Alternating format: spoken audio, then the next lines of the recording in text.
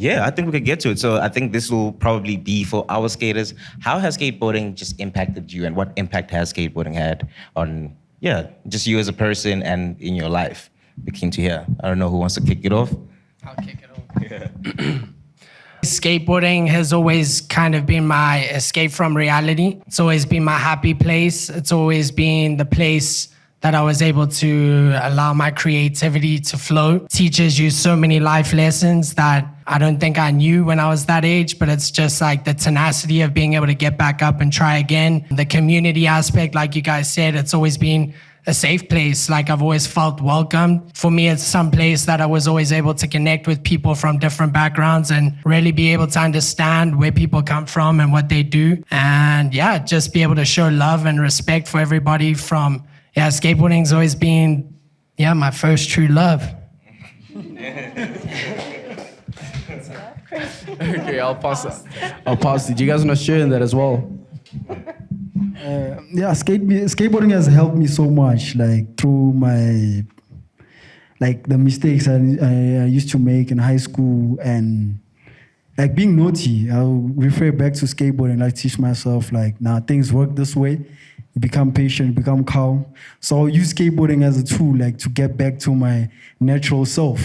You understand? Because of, we had a lot of challenges in life and stuff like that. But always when I come to skateboarding, I'll become like natural and become different and always refer back to skating. So I started off with skating. That's where I made community. That's where I met other people. That's where I knew I actually am doing the right thing and I'm heading a right path.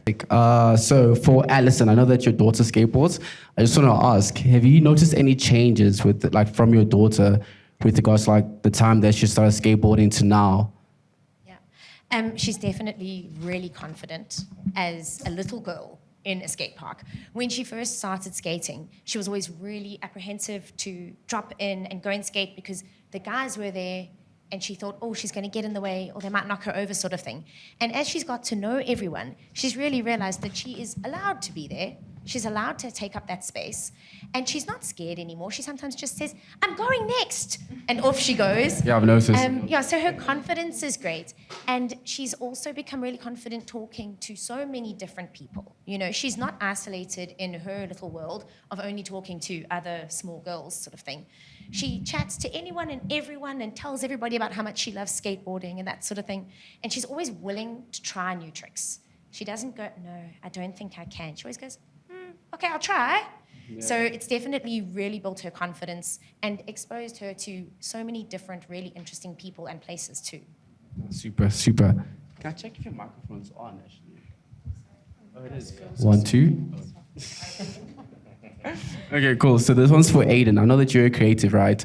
Can you please tell us, in what way has skateboarding aided your creativity? Yeah, so good. So I kind of remind myself that when I got into skating, it was at a time when my creativity levels was feeling low. It was at a point where I was feeling uninspired. I was feeling like I was in a rut. I was working a corporate job at the time, and that's great in some ways, but I was just feeling squashed. And skating as a young person, I experienced a few slams and it put me off. But then I was like, you know what? I actually want to give this a good go. As an adult, willing to overcome the challenge of not being able to do something. And then having that resilience to get through. It proved something personally to myself at a skill level, but at a creative level, it unlocked things. Being able to think, how can I go about doing this? What are some of the other guys doing that could inspire me and maybe push me to do something? And so skating really was a vehicle to reignite that flame of creativity. Yeah. And what I found myself doing was actually in a personal capacity outside of work. Man, I was sitting at home doing some design work, investing in art a little bit. And I think it wasn't necessarily a direct result of skating, I want to now go and draw something. It was more a thing of that creative part of the brain was just open again and the juices were flowing. And I was like, let me do something with this and put my hands to something. And cool things came from that. Oh, that's great. Thank you for sharing. Since you're on the topic of creativity, Naphtalie, you obviously make music and you're a super fashion fanatic as well. Can you please break it down for us? How are these things able to coexist in the same place? And what influence does skateboarding play in the spaces of music, hip hop, street culture, and so on and so forth? Yeah, for sure. So for me, I'm it's weird. When I came in, I never came in like to be the best skater. You know what I mean? I think for me, similar to a lot of the guys, it was just, it's an outlet, just something to do. But I love hip hop, you know what I mean? And so everything, I love hip hop, bro. And I've been rapping since a youngin'. So the idea of graffiti, the idea of skateboarding, the idea of even b-boying, bro, beatboxing, those are the things that for me, it's like these worlds sort of come together. And you don't think of a skateboarding event without music. You know what I mean? We talk about fashion, that type of stuff. I think these worlds blend together because it's all culture, ultimately. And I think for me, that's the thing that drew me to it. I found a lot of, if you think about hip-hop, it's a lot of people that treat us as outcasts. We do tattoos, piercings, the whole lot for people that are watching on YouTube, And so as a kid coming up from those, we often joke about the ends, from those spaces, I absolutely, as soon as I touched the board, dog, it was like I'm at home, you know what I mean? These are my people. We are the, what do they call it? Yeah, we the guys, the outskirts, but actually there's so much culture, there's so much growth in here. And you chat to guys, some of the skaters and some of the people that I'm seeing in the room, there's so many brilliant minds, but because of sort of this image around, oh, you a skater, oh, you just gonna be a druggie, oh, you all of that, nah, and I'm big on change, and so the team knows. I'm always like, okay, cool, how we gonna change it? Yeah, what's the next thing? How we gonna have impact? Anybody that knows me, I sort of live with that passion because I do think there's beauty in that, man. There's beauty when these worlds come together. I can sit next to this brother right here and we can share ideas. He might not rap or whatever, but I can maybe play him a song, he'll understand. Oh, you know what I mean? And so I love that. I love the fact that we get to bring all these elements together, get to pull up super fresh at the park and change and then go sweat it up and then come back. I love all the dynamics that come together with it, bro. Yeah. That's super cool. Thank you for sharing that. That's easy. So let's touch more on the evolution of skateboarding. Yeah. Brandon, I know you've been skating for quite a while now. Would you mind to share how has skateboarding evolved over the past decade? Yeah, so skateboarding is constantly growing and changing the same way that everything is now, with technology being what technology is. I would say that skateboarding 10 years ago, it was definitely all about filming videos, kind of less so about competition. It was more so about producing videos, putting out your best work in the streets. It's all about what core skaters today still focus on. And it's pretty much all just promoting products. So if you're skating in that video, you're wearing a pair of Nike or you're wearing a pair of Vans, it's to create a demand for those products in the skate industry. And that's why it would be if you buy these shoes, you could skate as good as that guy that's skating in that video. Whereas today, I think there's been a huge shift into social media, and that's kind of where everybody is putting their workouts. And I'd say you're able to stay up to date with the progression of skateboarding because everybody's constantly sharing on these platforms. So it definitely helps you in terms of being exposed to what is possible on a skateboard and allowing you to kind of progress a lot faster. So I'd say that that's definitely a shift that's happened over the past 10 years with technology, but then with skateboarding also becoming more corporate and commercialized with the Olympic Games. It's starting to create more opportunities in the space where big banks and corporates and petrol station companies are starting to invest in sponsoring skateboarders in Brazil, for example. So there's a lot more opportunity to make it your career, which is really cool. And on top of all of that, I would say that, skateboarding is always constantly growing, but something that will remain the same as the history, how we got to where we are today and the people that have skated and inspired before us and let us know what's possible. It's only getting better and better, and the tricks are getting more gnarly and more technical and more difficult. And I'd say that there's endless growth. That's something about skateboarding that I've realized, is that there's so many combinations of tricks that you can never finish the game. That's what keeps me coming. It's just about being there and trying to show up and be the best version of yourself every day. That's the most important thing, and allowing skateboarding to bring that out of you is where it's at. You should never forget that we started skateboarding because it's fun. It was always our outlet. It was creative. It was fun. It was a community. Some days I'd even be more stoked to just show up and skate with the homies and talk to the homies. It's about socializing too. It's a fun experience. Everything about skateboarding keeps me coming back for more. The trials and the errors, the technicality of the tricks, but then also just the fun that we're able to share. So yeah, skateboarding's constantly changing and evolving, but one thing will remain the same, and that's how much fun we have when we do it. Super. So, Blue, I know also you've even just like travel abroad recently, and how has that affected your outlook on skateboarding? Yeah, I've seen a lot outside there. There's actually more space to grow. There's more space to learn. There's more space to engage with people. There's more fuel you need in self in order to come out the best and come out having a smile outside. So that's what I learned when I went in Germany. Like, there's more to do in the space. People prepare a lot of events and a lot of workshops in order for them to progress in skateboarding. There's more like engagements and being to socialize. There's more of that than skateboarding. So they prepare themselves like that. If you're good 100% as a human and you're ready to go outside, I mean, your skateboard would look as good as how you approach certain people and approach certain tricks. That's what I learned when I went overseas, you understand? Yeah. That's what I can say.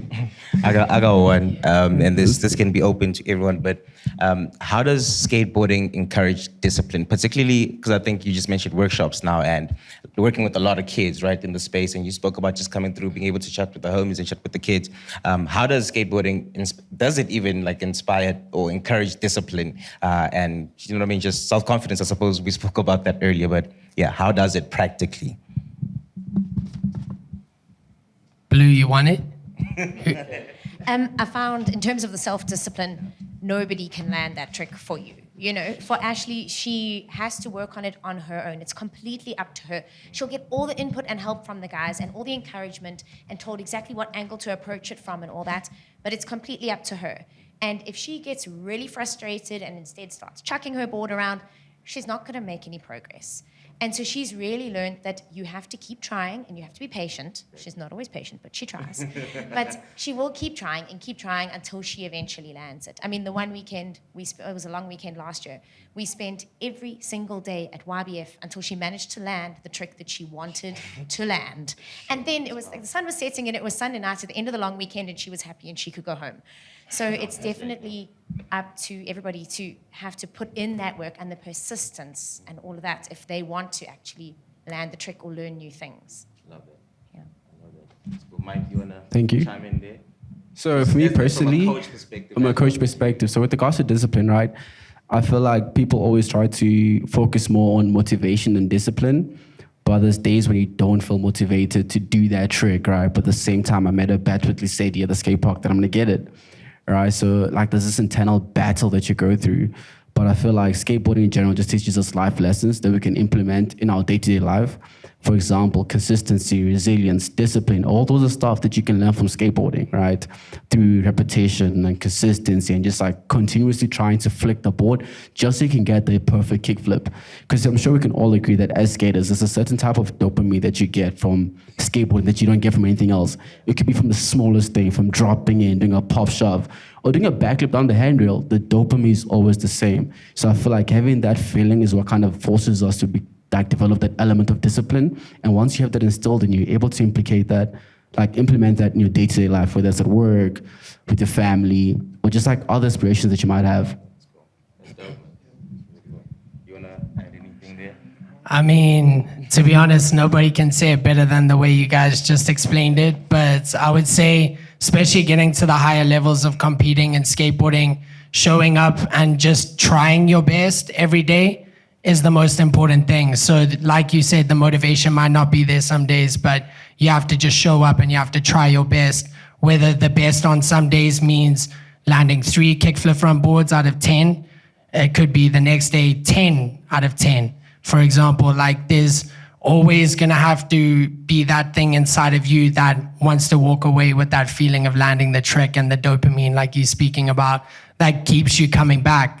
And I think that skateboarding does have that, and that's why almost naturally the discipline will come in because you're just fighting to get that feeling of rewarding yourself for something you did. Nobody else did it for you, you rewarding yourself, and it's not even monetary, which is the beautiful thing about it. It's more about self-progression and like feeling like you achieved something, and like even how you were saying earlier is that like it's about the creative outlet and just trying to get through it and being able to enjoy it and really let it just happen and just trial and error. I think that's what it comes down to, and realizing that you can't be the best all the time. You just got to try your best.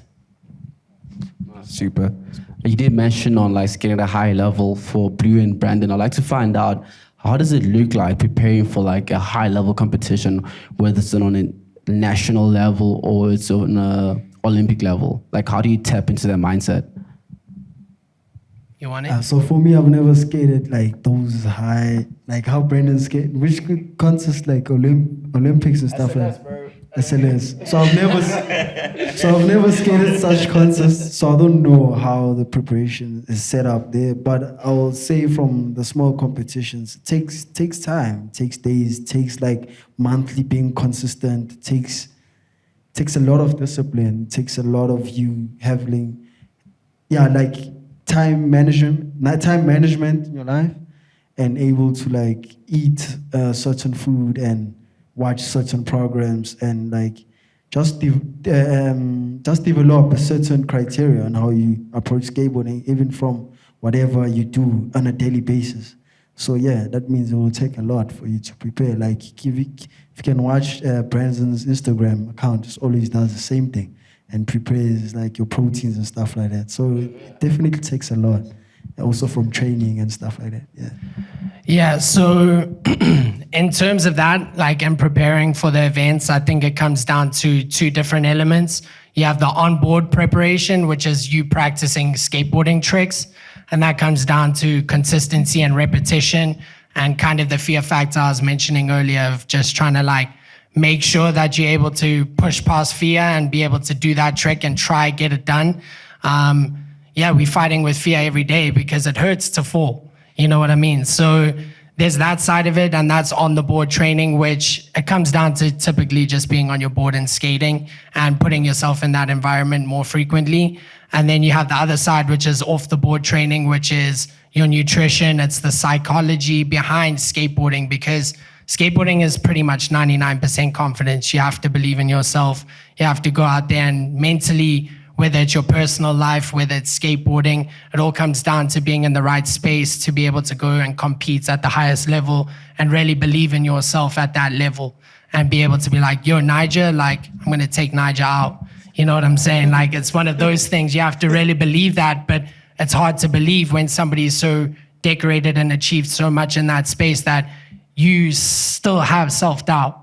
You know, and you need to beat past that, and you need to train your mind to really believe in these things. And that comes from things you do on the board and off the board, from nutrition and eating the right way and trying your best to be healthy, because that's your engine. That's what's fueling you to go out there and skate for 3, 4, 5 hours every day. It comes down to stretching and mobility and working on your body, because skateboarding's harsh on your body, and the older you get, the more you feel it. So it comes down to really taking care of it, stretching to prevent the injuries, but then also training specific muscle groups to get ready to compete at that level and jump down big stairs and big rails, and kind of not be able to sit out for 6 weeks if you do one little small thing wrong. And then last and pretty much not least, I'd say it's the physiotherapy, and that's like getting your body taken care of from professionals that can really help you with the injuries, because no matter what you do, you always kind of feel a little bit off on your board, especially when you're skating day after day, and your body's taking all the strain that it has from jumping down multiple stairs, and you got to take care. So there's a lot of preparation that goes into it, but at the same time, it's pretty much the same formula for everybody. I think you just got to believe in yourself and trust the process, and every victory, you got to use that to fuel your next opportunity. And even if you don't win, it's still a victory because you showed up, and you still got to see it that way. And you got to still remind yourself, like I said, you're having fun every time you skate, because that's when I put out my best work. It's like remembering I've put in all those hours, doing all the things on the board and off the board, that I really feel like when I'm dropping into that moment, like I deserve the victory. Like I deserve to land this trick. I've trained for it, I've worked for it. And then that's all the mental side that helps me really believe that is because of everything I've done off the board and on the board to make it count in that moment and really believe in myself. Super. Thank you, dude. Yeah, that's so you both, Brandon and Blue, mentioned community and society, right? But I want to ask Alison and Aiden, right? How has skateboarding, the community or the society around skateboarding, affected you in your personal life? But for you, be rather, how has it affected your daughter? Yeah, I mean, sure. For me, I think I mentioned earlier, like when I came into the skating community, it was like everything was new. I was riding goofy. I was not comfortable on the board. I was shaky. I was like slamming quite a lot. And I think what I found was a lot of helpful tips from everybody around. It wasn't a thing of like, ugh, he's just starting off, like, what's this 23-year-old dude getting on a skateboard for the first time in years doing? It was a thing of like, hey man, try this, try doing this, try loosening your trucks, try, there was tips coming in. And I think that's where like the community just really, it bolstered my efforts. And I was like, you know what, I'm seeing people who live and breathe skating. And here I am, like giving it a good shot. And I think I had respect for it, and I kind of was feeding off that, kind of that reverence for skating. And so I so appreciated it. And it actually helped me to kind of just be nice to myself and be like, you know what, I can do this. I can take one step at a time. I can figure things out. I can, try something 400 times and get it right once and like have that dopamine release. And that's a good thing, and it's not just me doing it by my ace, but instead there's a community going like, dude, well done. That was cool. The fact that you landed that for the first time and today I've been watching you and you did it, that's good. I've had things like that happen and I'm like, if this is the kind of positivity I'm stepping into, I'm here for it. And it's been a very positive experience. So only good things. I think also for Ash, when she steps into a skate park, like you were saying, it doesn't really matter who you are. If you're on a skateboard, everybody is really nice to you. And Ash was trying to land something and she kept going and going. And then some random adult man who doesn't know her from a bar of soap skated past and said, you need to just go a little bit faster. You need to push once or twice more, And then she did manage to learn it. And everybody's so willing to help and so encouraging that when they see a little 9-year-old girl in a park, they still go, oh, come on, good job, keep going, you've got this. And I've found that the skateboarding community really is so welcoming and so kind. And then also having things like girls' skates, where you've got groups of girls skating together, that is really important as well. Because as much fun as it is skating in a skate park, where it is mostly boys, it's quite nice for Ash when there are days where there are more girls skating together, because then it becomes more like a group of friends for her. But really, the skateboarding community has been so welcoming and really sweet to us. Oh, that's amazing. Being sweet. I'd love to ask and give Tarryn an opportunity here, since we're talking about community and all of that, just to speak a little bit into what it is that you do into the communities, and if you in any way see skateboarding playing a role in that, based off of the conversations that you've heard here. How would you see those two worlds sort of like coming together and integrating? I think it's such a good question. I think as you're all talking, I'm just reminded that like systems don't change things, people do. And so sometimes we think, okay, well, if we put a system in place here and there, it will work and it will change things. But I think relationships change things. And I think that's something that's, like I mentioned a bit earlier, very close to us and our hearts, is that we develop relationships, and it's through relationships that things shift. And that's, I really strongly believe, through relationships that things in South Africa will change.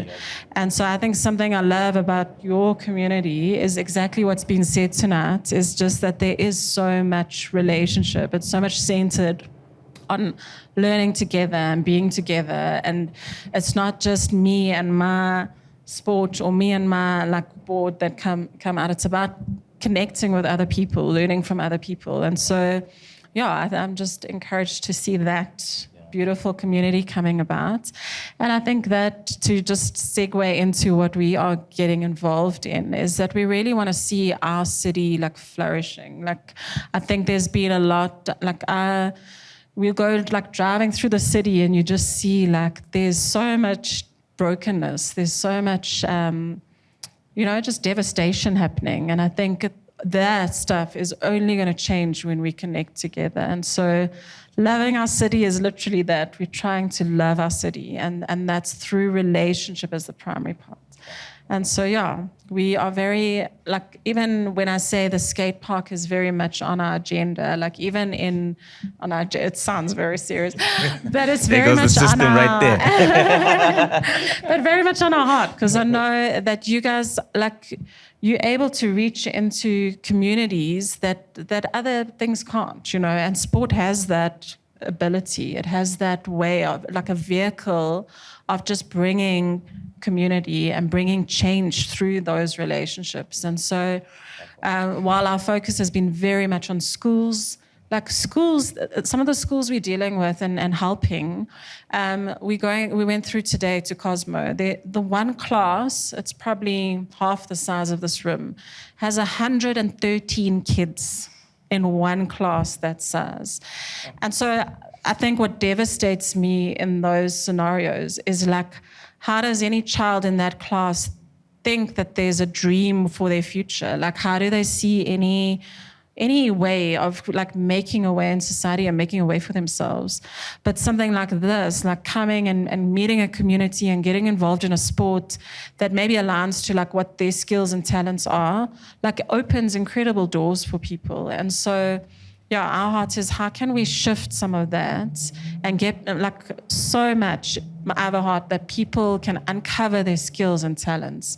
And so, yeah, focus on education, but we're trying to branch out into other areas and just see where's the need and where can we support. Yeah. That's awesome. Mr. Mike, you got the next question, sir. Super. So this one is for Alison and you as well. So skateboarding initially has been a male-dominated sport, right? But from what you see at YBF and other skateboarding communities, what changes do you think people have been taking that are effective with kind of shifting that? Well, I think part of it with the skateboarding being included in the Olympics, it was such a great way for girls to see girls skating and to see really impressive girls skating.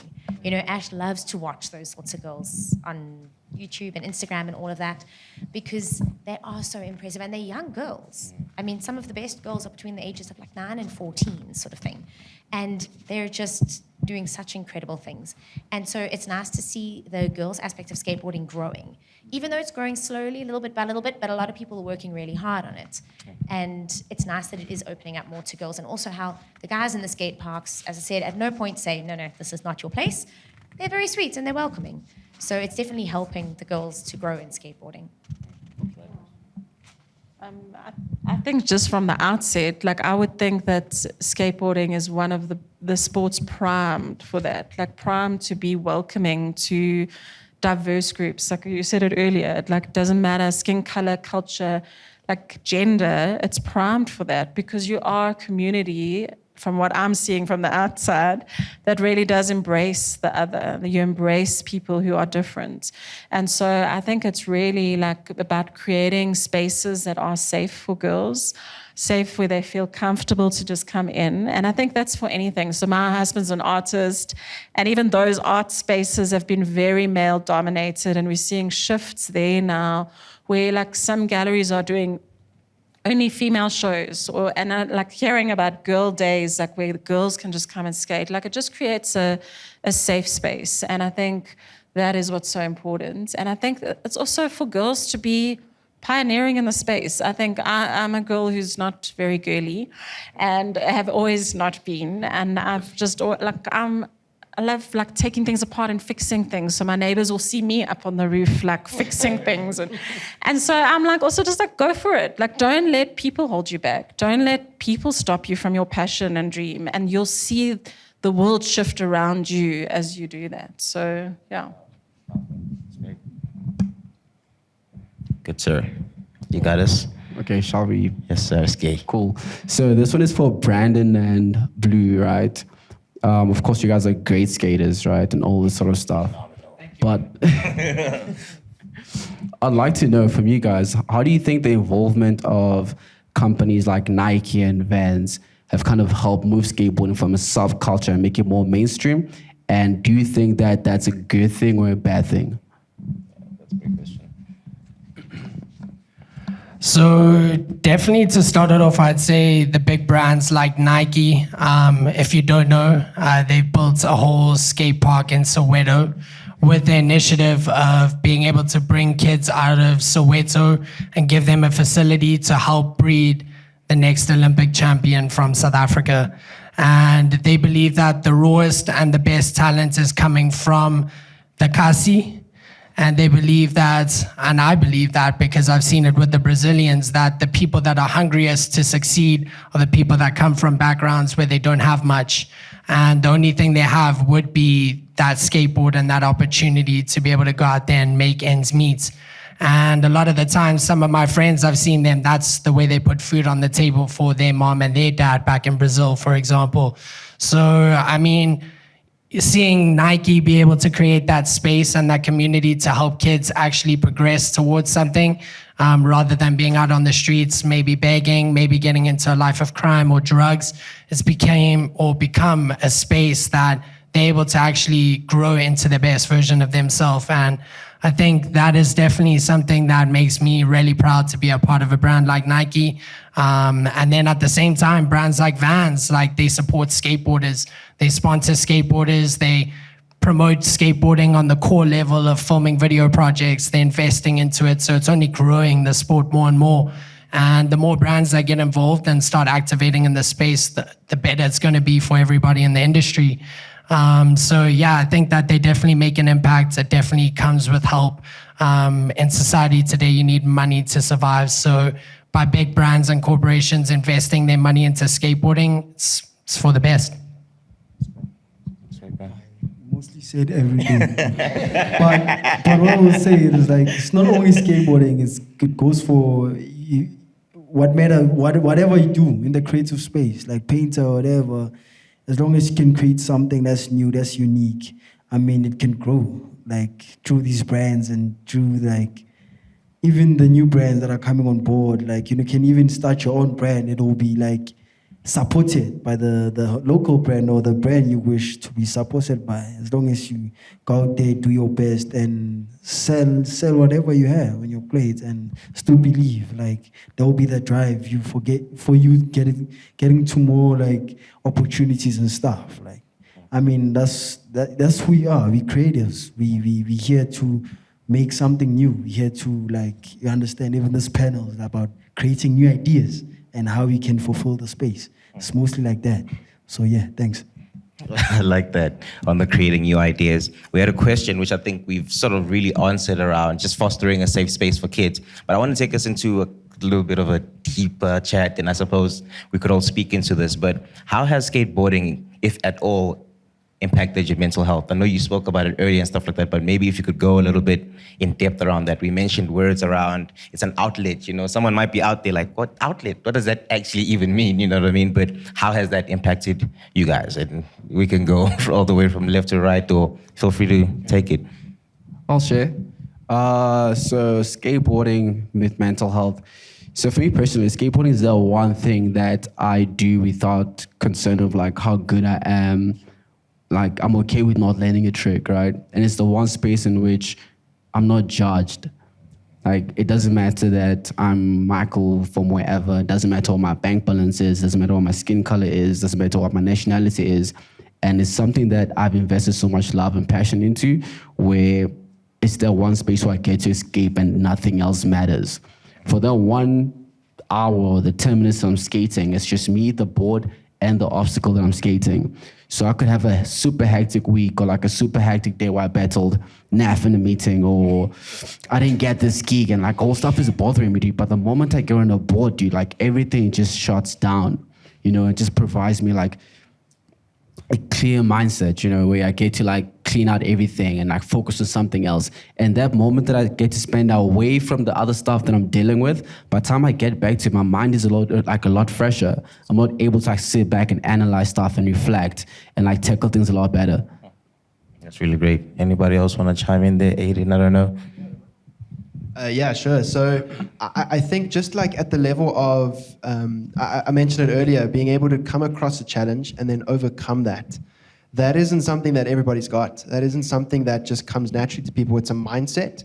And it's something that skateboarding absolutely teaches, and that's powerful because, like you guys were alluding now, it doesn't end in the park. It goes outside of that. For young people in the classroom, coming across a challenge of something new that's a concept they've never come across, now they're like, let me give it a good go, and if I don't get it right the first time, that's fine. But I'm gonna commit to this, and that's so positive.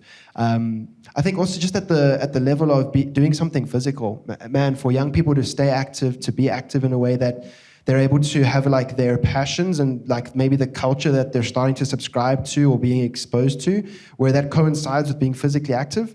That's hugely powerful, and again, skating lends itself to do that. So I think for young people to find that passion and to go after it and to have that one thing, that's the thing I want to do. I want to be able to perform at this level or even just be part of that community. That's good. And the fact that that's an option is power. Yeah, so skateboarding for me, I would say, was in the beginning that escape from reality, and it was always the same thing that Michael explained word for word. That's how skateboarding started off for me, and that's why I was addicted to it. I was addicted to the progression, to landing new tricks, to being out there. Once I started getting a little bit more into the competitive environment and competing at the highest level, skateboarding did start causing me stress. And I felt like it became so much of my identity in everyday life that if I didn't skate good, I wasn't able to go out in everyday interactions with people being happy. And it kind of like affected me in negative ways in the sense that skateboarding meant everything. And it meant that if I didn't land 10 out of 10 kickflip front boards that day, I would have been annoyed. I would have been a little bit more upset. So once I started getting to the higher levels, it started becoming more of a pressure to perform.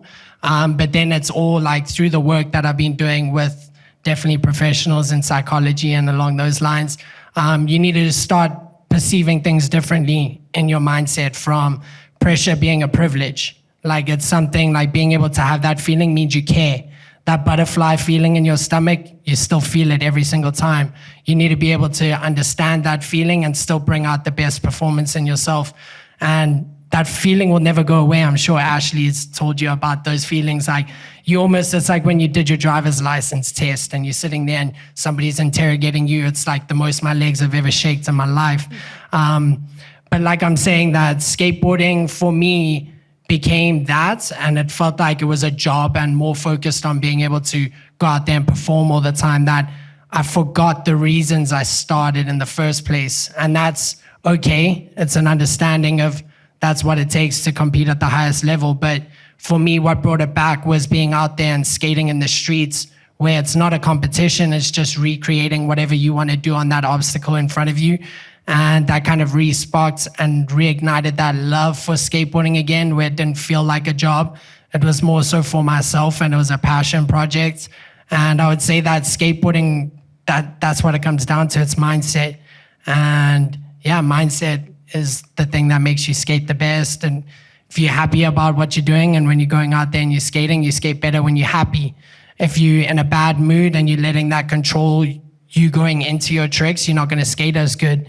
That's why it's still a blessing that you're able to skate and let everything else just shut off, and then you're able to skate. Because sometimes like it's hard to do that when you keep on going at higher levels. But yeah, just remembering why you started and skating and having fun with your friends, that's the way I was able to get out of that mindset and be able to get back on my board and feel excited to learn new tricks again. Because it's not always easy. It definitely isn't always easy, but skateboarding is, like I said, my first true love. So remembering that and bringing yourself back to that is the important thing. That's powerful, man. And since we are speaking about the mind, this would, I suppose, be for the coaches as well. And you could speak into this, but how does skateboarding encourage critical thinking and problem solving, right? Because usually it's like, oh, well, I'm just skating. We don't sort of make the link. And I love what we've been talking about, where you can take this outside of the park. You don't have to be on your board to learn life lessons or something like that. So how does it encourage sort of critical thinking and problem solving? You can speak about that particularly from kids all the way to sort of where you at and how that's maybe helped you in your critical thinking. You know what I mean? Okay, so skateboarding, I feel like skateboarding just unlocks that, like, something in your brain. Because if you think about it, like, a skate park is designed a certain way, right? but everybody that skates it differently with a different flow, with a different trick selection. So skating around a skate park, even skating a street obstacle, right? It forces you to unlock your creative side. It forces you to sit back and analyze a sport. Like, okay, this is a sport. This is a challenge I have. How can I solve it? And everyone has a different way of like taking the situation and like breaking into different pieces and like putting it together into the day, right? So I feel like being able to do that, bro, like constantly in different places at different locations just forces you to like develop that creativity and critical thinking. And I personally believe that if we can like expose children to this at a younger age, it will definitely help them be able to like analyze things in their life, solve problems, or like critical thinking, like you mentioned. That's cool. Sweet. Anybody else want to chime in? Brandon, for you? I think that in terms of the problem solving, the entire process of skateboarding is problem solving because you're facing a different park each time. We like to take Ash to try different parks so she gets used to them. But then each obstacle is different, each transition is different, and she has to figure out how to manage those. And she can't come running to my husband and me and say, "What must I do?" You know, she has to figure it out for herself. And I think it then also gives her the confidence to know that she can problem solve for herself. She doesn't need to wait for an adult to tell her what to do. She doesn't need to rely on somebody else to show her the correct way to go. She'll try things. We might make suggestions. She doesn't always, you know, find that they work. So then sometimes she'll say, "No, I've figured it out. And if I take it from this angle, I can do this instead." Wow. And that has been really great to see that when she does come up against obstacles, she doesn't always wait for somebody to show her what to do. She does try to figure it out for herself. So definitely having to think on your feet when you're there in the moment, constantly. You miss a trick, now you need to know what to do next because it's not going exactly the way you planned. And so she's learned to handle that in her stride. And I think that it's a really, really good way for kids to also be able to realize that they can problem solve for themselves. They don't need somebody to show them the correct way to do it. Try it, and if it doesn't work, try it again. And then see from a different angle and, you know, maybe take a different path. Yeah, I like that. That's really cool. Mike, I don't know if you have a question or two before we open it up to, so I'm kind of buying you guys some time. If you have any questions for any of our panelists, and please don't be shy. You know what I'm talking about? I mean, we out here, it's all good people. In the comment section, if you have some questions, holla at us and we'll chat and get them through to these beautiful people and get the answers through to you. Man, like Mike. So just before we close it off, I just wanted to find out if you had to describe skateboarding in 3 words, what would it be like for you? This is for all of us, by the way, including Tarryn.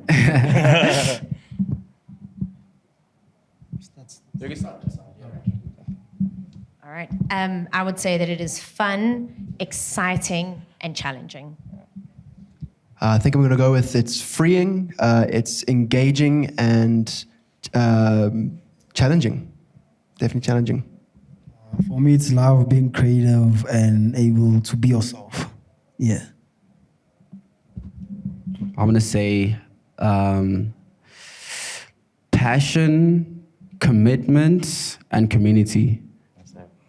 It's a matter of some of the same. From the outside, freedom, adrenaline, community. Passion, creativity, and community, for sure. Sure. I'd go life, community, and passion. Yep. This is cool, and this is a great segue here to the people. We got some skaters in the house, some non-skaters, but do you guys have any questions for our panelists? Any one of them? Somebody please have a question for Mike. Wow. I'm joking, but yeah. Good evening, everybody. My name is Boipelo. My first question is for Ashley's mom. I just wanted to ask you, what words of advice do you have for parents, even single parents, whereby their children are starting to skate and they don't understand the nature of the sport, and perhaps maybe they can be against it? What words of advice do you have for those parents in order for them to support their kids? Well, I think definitely find a safe space like YBF for your child to start, and also find great coaches so that you feel safe with your child trying skateboarding. Because when Ash first said she wanted to skateboard, I said, well, how are you going to learn? You can't just go out in the road. What are you going to do, sort of thing. And when she did try it, she had a helmet and knee pads and elbow pads and wrist guards and all of that. And so at no point did I feel worried about her trying. She loved it. So I definitely think to find the right space for your child to try it out, and to find good people for your kids to skate with, so that you can also feel comfortable asking questions, because I ask a lot of questions. They know. And then also just definitely the safety gear. I really recommend that, because then when your child falls down, you don't flinch and you don't worry, because you know they'll be okay, they're well prepared. But definitely don't be scared of letting your child try skateboarding, because it's actually been one of the most amazing things and such fun for all of us. Power to that. Thank you very much. And then, Tarryn, you said you are working at a NPO. With what you've been exposed to towards societies, what influence would you like NPOs to have within the skateboarding organization going in the future?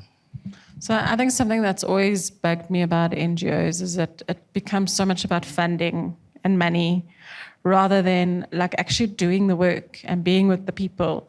And so I think I'd love to see more partnerships like that, where people are seen and people are supported. And I think, like I said earlier, the community is already there. And like often that's what we found in society. There's already community, there's already people working and trying. Like, how do we come alongside and actually just support the work that is being done, or the people that are needing the support? And so I'd love to see more of that. I know Blue and Mike have been involved in some incredible initiatives in the city where it's just making things accessible as well. And I think that's a big thing for the sports, is like just making things a bit more accessible. Before we started, I was asking Mike and Naf how much a board costs, you know?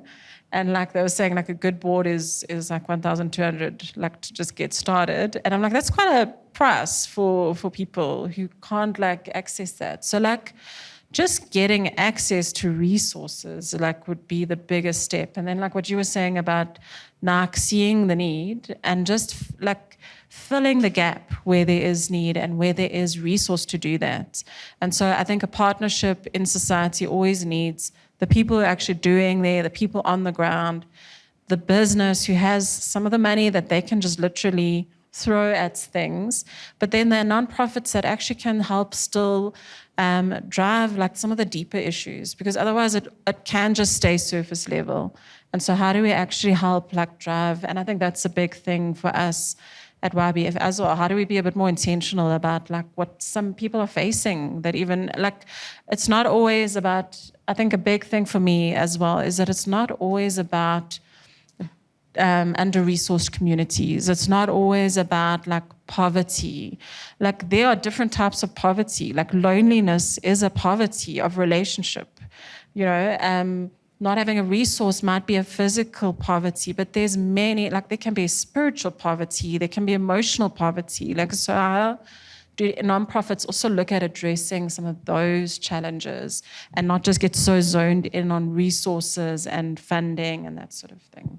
Yeah, does that answer? No, that's great. That's great. And then I've got a question for Brandon. You being a professional skateboarder, you've become a highly influential person in South Africa as general.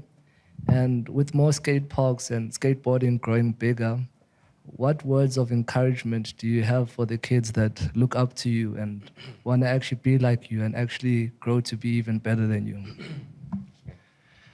So first bit of advice I definitely get is trust the process. It's like something I've always lived by myself.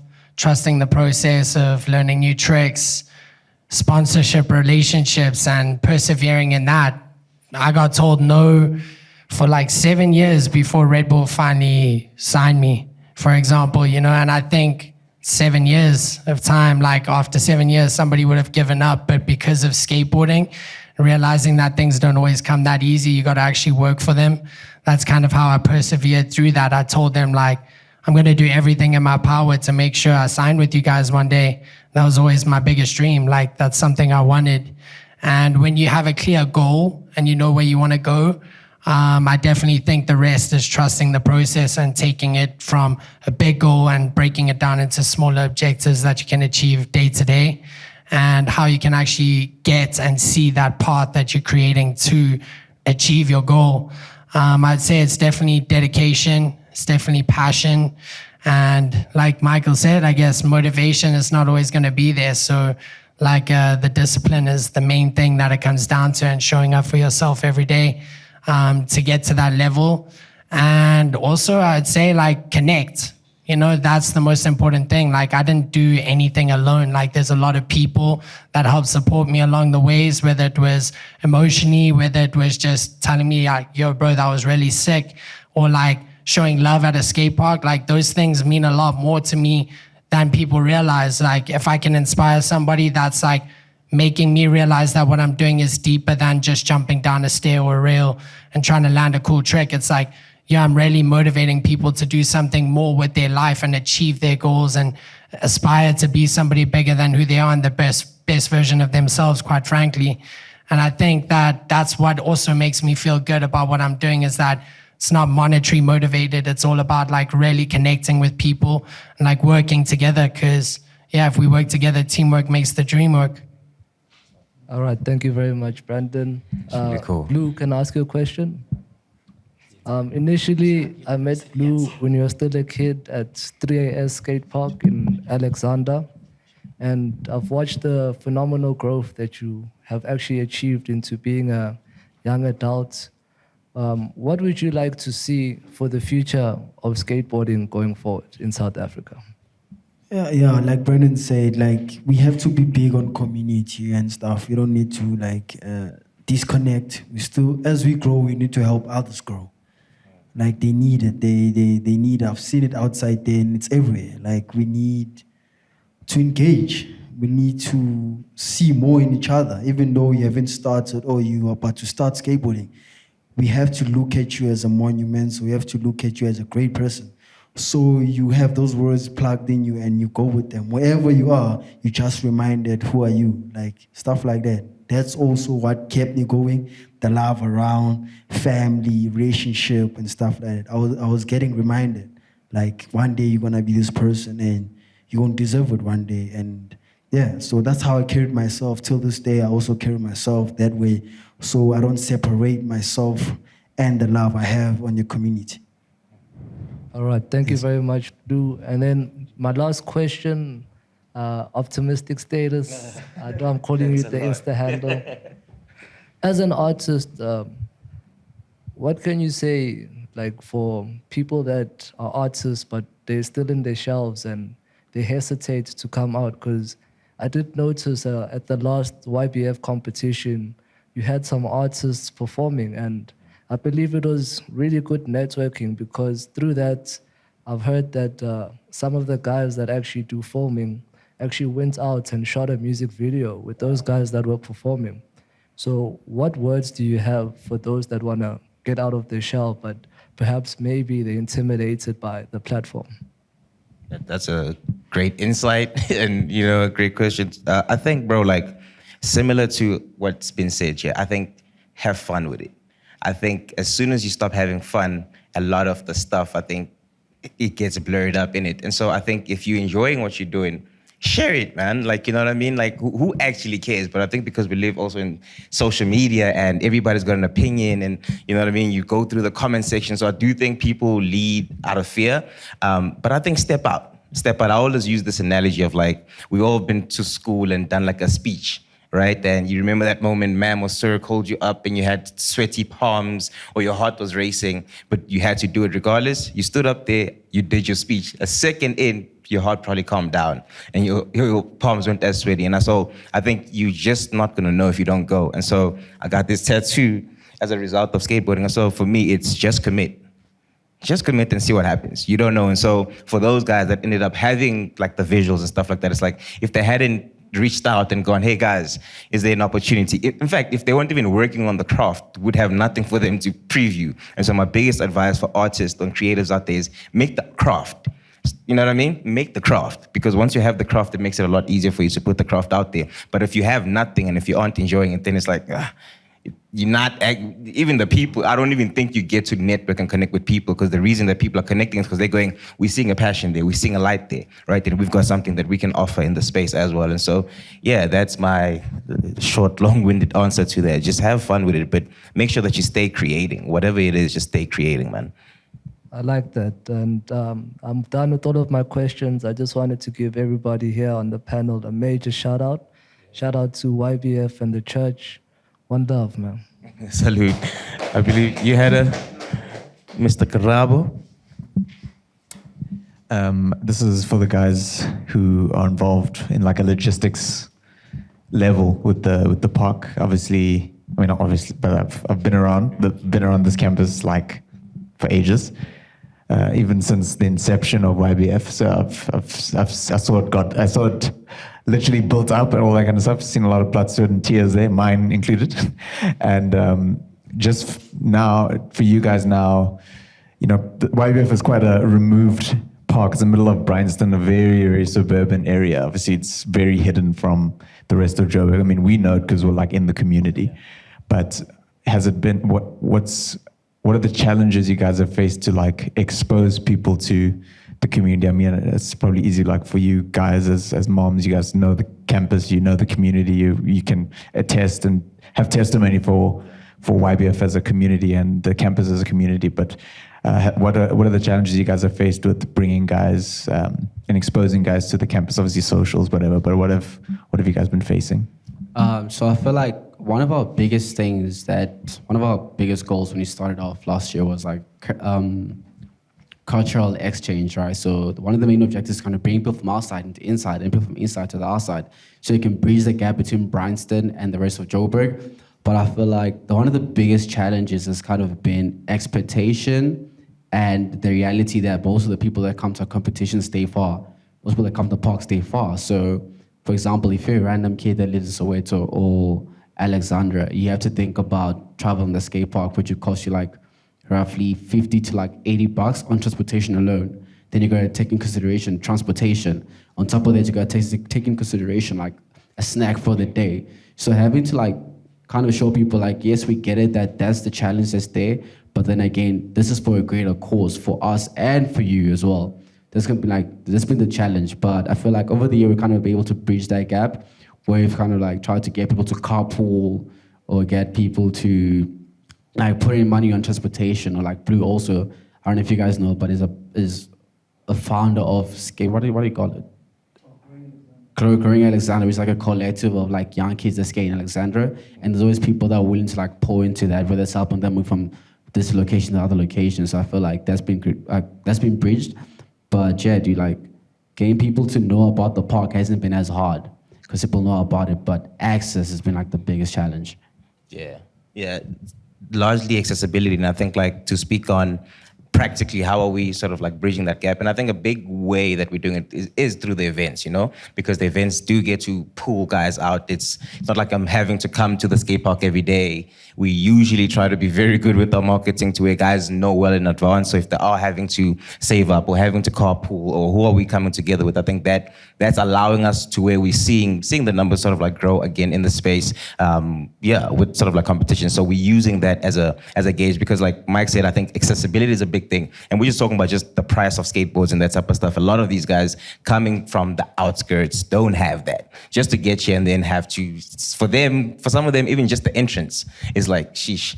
Oh, and then you speak about snack, or you speak about whatever the situation is. So there's a lot of factors for guys that aren't necessarily in our 10K in Bryanston or whatever, but we are working on, like what he spoke about, cultural exchanges that where we're hoping to, let's not get too much into it, but find better ways to be able to let and allow the space to be more accessible, particularly to people that can't afford it directly and that type of stuff.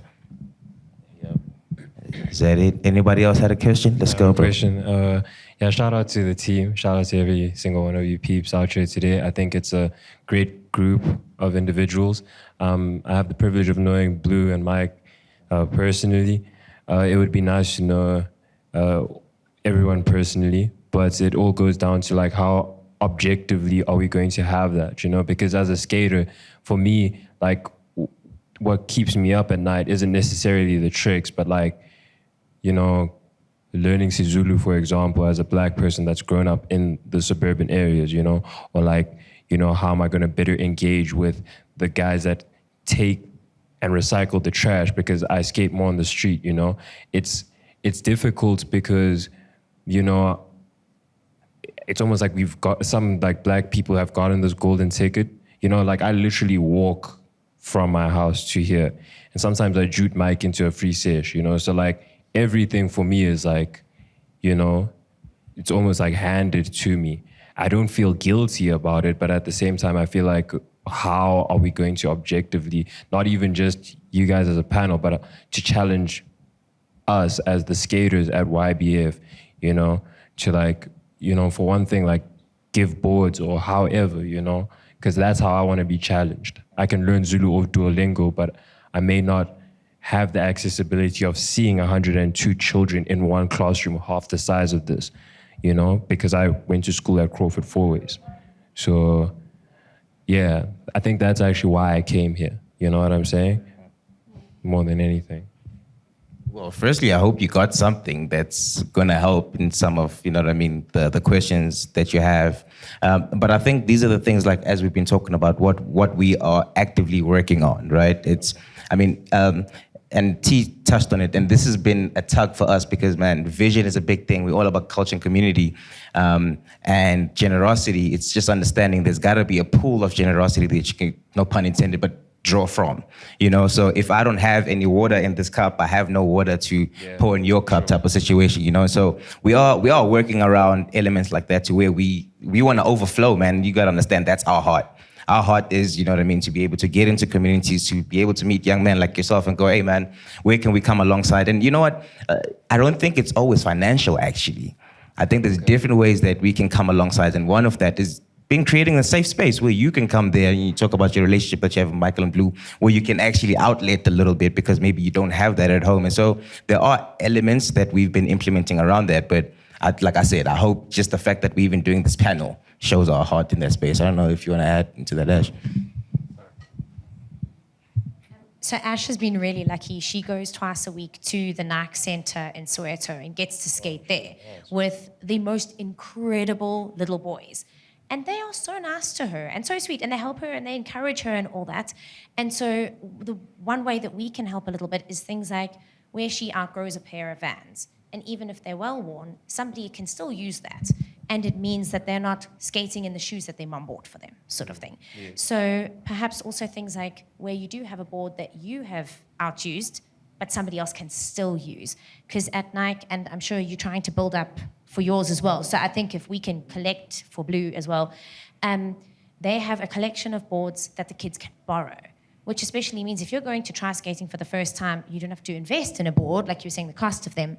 So I think to just know that perhaps you can hand stuff over to Blue when you have something that you have outused or you have upgraded, and then he'll make sure that it gets to the right person who needs it. Or even things like helping to sponsor a lift for somebody to get to one of the comps or to come and skate. I think that sort of thing, even a snack, sponsor a snack, those sorts of things that's not, like you're saying, monetary, but it's sharing what you have. That's sort of what I think would be a good way to try and invest in the kids. So you did mention the whole thing of like, you know, having the privilege to like see a class with like 100 kids that's half this room. I think a good thing we can try to do is kind of connect LOC. So if you guys are going forward, if you guys feel like you want to be able to help like the city of Joburg in that kind of way, I think get in touch with us or get in touch with Tarryn. Then when she goes to these places, you can be able to like join them, get involved, help out where you can, because also do like maintenance and random schools as well that do need the help. So if you guys are keen, get in touch. We can kind of bridge that gap. And then you guys can be able to like help the larger community as well. Anybody else? Prince? Nah, look, yeah, for sure. So this one is more for us as well, and people, of course. But I think we can all agree that skateboarding is a very perishable sport, right? And for a lot of kids that don't come from necessarily the best places, skateboarding is one of that thing that they look at as their golden ticket. Like, I want to skateboard, improve, and have this be my 9 to 5, have this be like my bread and butter. But it's fair to say that you could get injured. You might not be able to go pro. If you think about it, how many skaters are in South Africa, but how many of them actually make a living from it? So I feel like it would be good for us to kind of shine light on the different avenues in which you can be involved in skateboarding and make a living from it without being a pro skater. But yeah, does anyone want to pour into that before we close off? As a skater, when I started skating, I saw skating as like something that I love. I didn't have this knowledge of becoming pro or traveling the world or having like a big like dream, or was it? I only saw it as something that's here, that I can do here and do something positive and able to go through the day without a negative, like something negative happening, you understand? I saw it as like a tool to invite friends, invite good friends, having that, you understand, that whole picture. All the things that happened through growing up, sponsorships and all that came naturally. I didn't know I was gonna travel and go to Germany. But for anybody out there who's willing to skate, just do it for fun. Just put the fun in it. Everything will follow. Just enjoy it. Put your best into it. Don't go back home and saying, nah, I don't actually like this. Now you're gonna start piling up things that you won't like and things that you won't enjoy. You understand? That's why I'm big on community. I'm not big on like going there telling these kids, one day you're gonna be pro, one day you're gonna be pro, one day you're gonna be pro. Now we all have pros. Who's like taking photos of the pros? Who's like driving the boat? Who's doing something different, but we're all in the community. That's what we're trying to shape in this skateboarding community and at YBF. That's what we came about. You understand? No, and not everyone is gonna be pro. That's the whole truth. But you're gonna be someone. You're gonna be someone valuable, and you have value in yourself. Just keep digging that, and just keep knowing that you'll go far. Thank you. That's power, man. It's preaching right there, right? But I just want to chime because we had like a chat around it. Just practically, it's like there's so many different elements, and we've been talking about like creativity and all of that. I love how you speak about the music video. Is we got filmers in the room, you know what I mean? We've got photographers in the room. We've got DJs in the room, you know what I mean? Or watching out there, whatever. Who skate? You know, like we said, like the core of this is fun. It's just being able to have like an outlet. And the reality though is like not everybody's